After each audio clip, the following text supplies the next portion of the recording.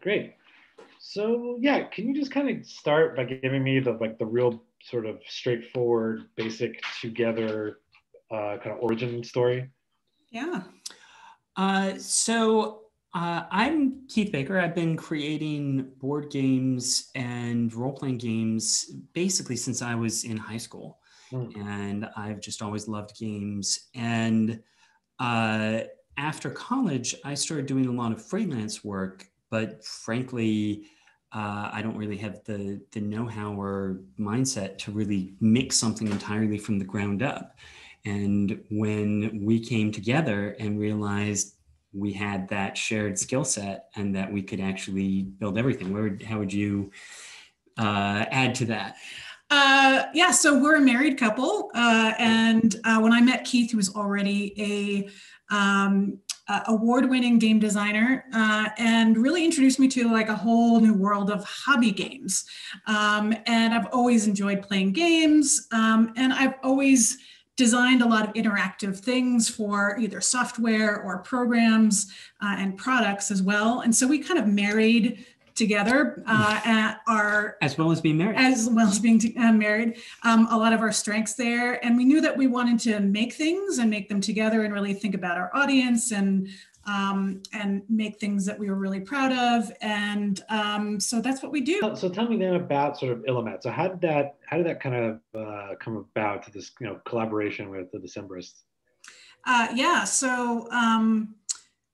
So Keith has this game called Gloom, which is a storytelling game where it's kind of all about tragic comedy.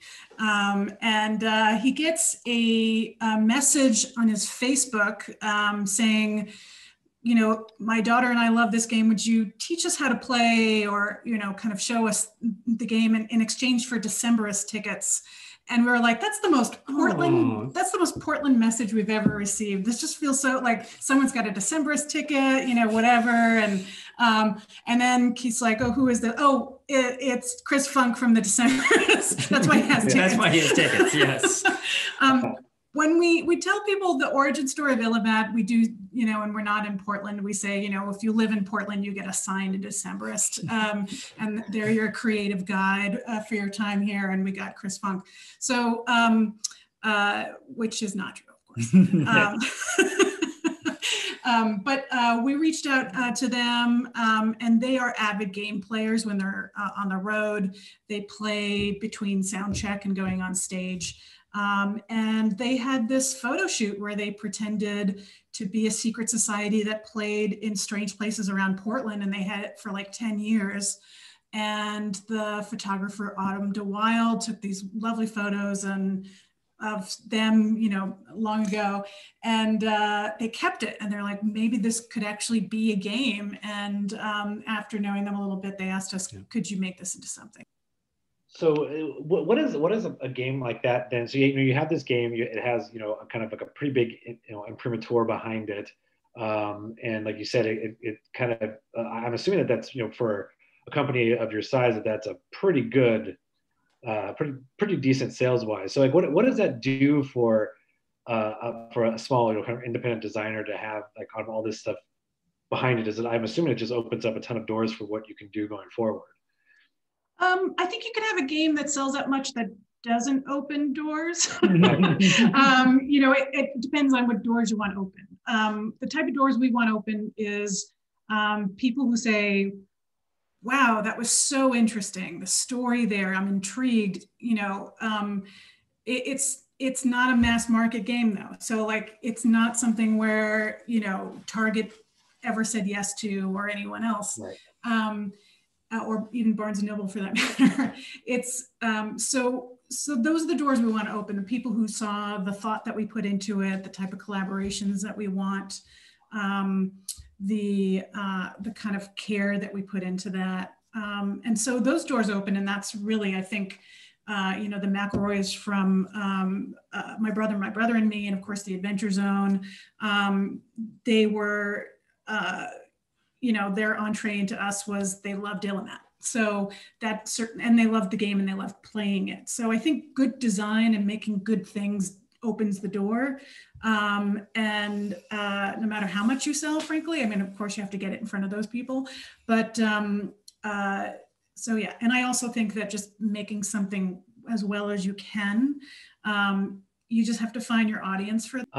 So tell me about the new game you're doing with the McElroy brothers. What's the kind of story behind it, and where's it at right now in the process? Yeah. Do you want to take a story?